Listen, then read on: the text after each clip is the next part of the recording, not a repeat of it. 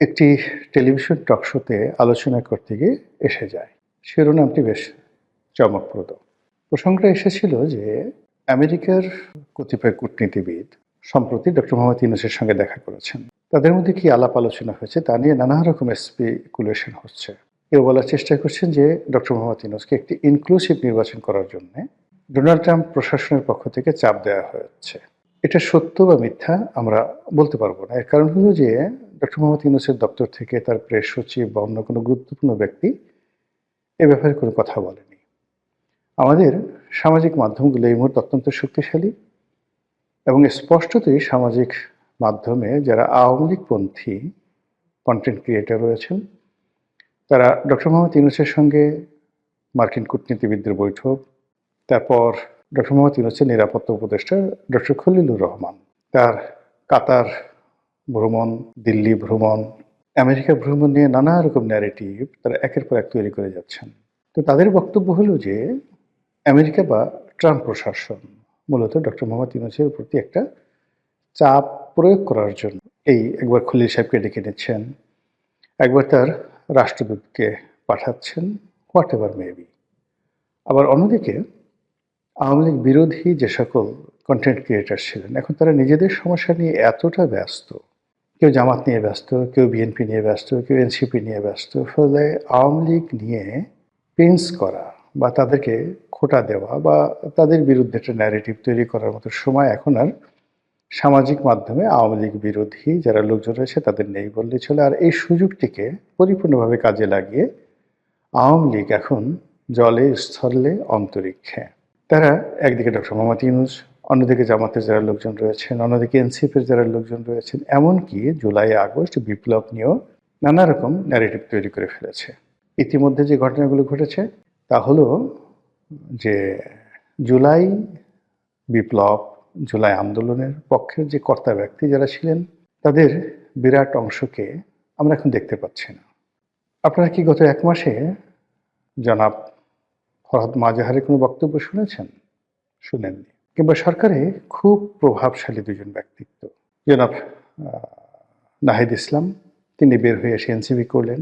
এখন নাহিদ ইসলামকে নিয়ে আর তেমন মাতামাতি নেই। জনাব মাহফুজ, যিনি তথ্যমন্ত্রীর দায়িত্ব ছিলেন বা মন্ত্রণালয়ের দায়িত্ব ছিলেন তিনি, আর আসিফ মাহমুদ সজীব ভুঁইয়া, বাংলাদেশ প্রতিষ্ঠিত হওয়ার পর কোনো একক ব্যক্তি যদি একাধিক মন্ত্রণালয় নিয়ন্ত্রণ করে যাকে বলা হয় প্রভাব প্রতিপত্তির একটা ইতিহাস তৈরি করতে পারে, তো সেই ভদ্রলোক সেই কাজটি করেছেন। এখন তিনিও এই নির্বাচন উপলক্ষে মন্ত্রিপরিষদ থেকে পদত্যাগ করে রীতিমতো একটা বেহাল দশায় পথে ঘাটে ঘুরে বেড়াচ্ছেন। নির্বাচনের মাঠ কতটা জটিল, কতটা কঠিন এবং কতটা নির্মম এখন যারা নির্বাচনের মাঠে ঘুরে বেড়াচ্ছেন, সেটা হাসনাত আবদুল্লাহ বলেন, শেরজিজ বলেন, তাসনিম জারা বলেন কিংবা নাসিরুদ্দিন পাটোয়ারি, তারা হাড়ে হাড়ে টের পাচ্ছেন যে রাজনীতি কাকে বলে, ইলেকশন কাকে বলে। তো সরকারি মদদে রাজনীতি করা বা সরকারি মদদে প্রতিপক্ষকে গালাগাল দেওয়া আর নির্বাচনের ময়দানে প্রতিপক্ষকে মোকাবেলা করা যে কত কঠিন এবং বাস্তবতা তা এখন তারা হাড়ে হাড়ে টের পাচ্ছেন।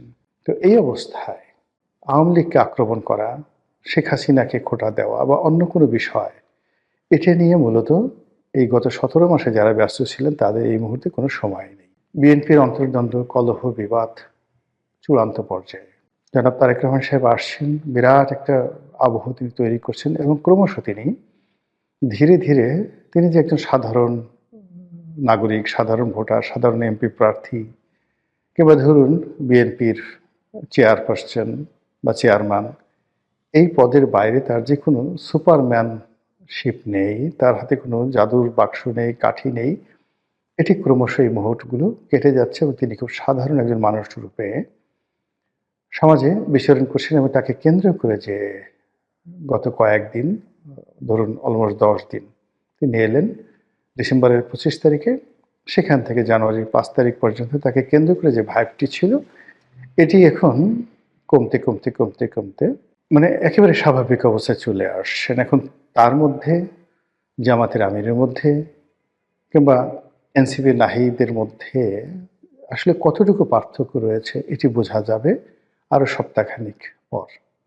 তিনি ইতিমধ্যে ডক্টর মোহাম্মদ ইউনূসের সঙ্গে দেখা করেছেন, তার মায়ের স্মরণ সভা হয়েছে, তো তাকে কেন্দ্র করে নানা রকম তিনি যে একজন মহামানব, অতি ভদ্র মানুষ, তার যে অনেক সুপার কতগুলো কোয়ালিটি রয়েছে ইত্যাদি নানা বিষয় খাওয়ানোর চেষ্টা করা হচ্ছে, ব্র্যান্ডিং করার চেষ্টা করা হচ্ছে অত্যন্ত যাকে বলা হয় ম্যাথমেটিক্যালি। কিন্তু এগুলো ২৪ ঘন্টার বেশি মানুষকে আকর্ষণ করে না। মানুষ তার চিরাচরিত সমস্যার মধ্যেই থাকতে চায়। তো এইরকম যে বহুমুখী সমীকরণ, বহুমুখী যাকে বলা হয় ধ্যান ধারণা, চিন্তা চেতনা, সন্দেহ, অবিশ্বাস, তারপরে নানা রকম আশা আকাঙ্ক্ষা, স্বপ্ন সবকিছুর মধ্যে মানুষ যে নিজেদের আশা খুঁজে, ঠিকানা খুঁজে ঠিক নাটোরের বনলতা সেনের মতো। যেগুলো অসম্ভব, হবে না। যেগুলো কোনো বাস্তব ভিত্তি নেই কিন্তু শুনতে ভীষণ রকম মজা লাগে। কল্পনা করতে ভীষণ রকম তৃপ্তিবোধ হয়। এই বিষয়গুলোর দিকে মানুষের আকাঙ্ক্ষা বেশি এবং সেইগুলো নিয়ে সামাজিক মাধ্যমে তোলপাড় হয়। আর তারই ধারাবাহিকতায় ডক্টর মোহাম্মদ ইউনূসের সঙ্গে এই যে আমেরিকান যারা রাষ্ট্র দূত বা আমেরিকার যারা রাষ্ট্রীয় প্রতিনিধি এলেন, তারা এসে তাকে যেটা বললেন, কি বলেছেন আমরা জানি না। তার প্রেক্ষিতে হঠাৎ করে আজব একটা বিষয় এলো। ডক্টর মোহাম্মদ ইউনূস বললেন যে, আওয়ামী লীগ তাদের সঙ্গে রিকনসিলিয়েশন হতে পারে যদি তারা সরি বলে, দুঃখ প্রকাশ করে। আর এই যে আওয়ামী লীগের সঙ্গে রিকনসিলিয়েশন বা আওয়ামী লীগের সরি বলা, দুঃখ প্রকাশ করা, অপরাধ স্বীকার করা, এই বিষয়গুলো নিয়ে নানা সময় ডক্টর মোহাম্মদ ইউনূসের যে প্রেস সচিব আছে তিনি বিভিন্ন রকম কটূক্তি করেছেন। তো এই বিষয়গুলো নিয়ে যখন আলোচনা হচ্ছিল একটা টেলিভিশন টক শোতে, তখন উপস্থাপিকার জবাব দিতে গিয়ে আমি এখানে হঠাৎ করে বলেছিলাম যে আওয়ামী লীগের যে ইগোবোধ, তারা ইঁদুরের বিষ খেয়ে মারা যাবে, আত্মহত্যা করবে, ২০ তলা বিল্ডিং থেকে ঝাঁপিয়ে পড়বে, কিন্তু কোনো অবস্থাতেই তারা ডক্টর মোহাম্মদ ইউনূসের কাছে আত্মসমর্পণ করবে না, সরি বলবে না। এটা তাদের একটা ইগো। তো এই বক্তব্যটি অনেকটা ভাইরাল হয়ে যাওয়ার পরে আমার কাছে মনে হলো যে এই বিষয়টি নিয়ে আরেকটু বিস্তারিত আলোচনা করা দরকার। আমাদের দেশের যে রাজনীতি, সেই রাজনীতির মধ্যে প্রতিহিংসা একটা বিরাট ফ্যাক্টর। কোনো রাজনীতিবিদদের মধ্যে যদি এই বাংলায় কোনো প্রতিহিংসা ঢুকে যায়, সে পদ পদবি পাওয়ার সঙ্গে সঙ্গে উইদিন ২৪ ঘন্টার মধ্যে তার সেই প্রতিহিংসা সে চরিতার্থ করবেই। এর বাইরে অন্য কিছু থাকতে পারে অন্য জাতির ইতিহাসে, কিন্তু বাঙালি জাতির ইতিহাসে সেটা নেই। কাজেই এখানে প্রতিনিয়ত প্রতিহিংসা রাজনীতি হচ্ছে এবং হবে। ২ নম্বর হলো যে যখন কোনো একটা মানুষ রাষ্ট্র ক্ষমতায় বসে, মানে যদি ইভেন ২৪ ঘন্টার জন্য আপনি কাউকে কোনো পদ পদবিতে বসিয়ে দেন, ওর মধ্যে একটা অহমিকা চলে আসে। সে নিজেকে অভিজাত ভাবতে শুরু করে, নিজেকে ব্লেসড, আল্লাহর যাকে বলা হয় আশীর্বাদ পুষ্ট ভাবতে শুরু করে।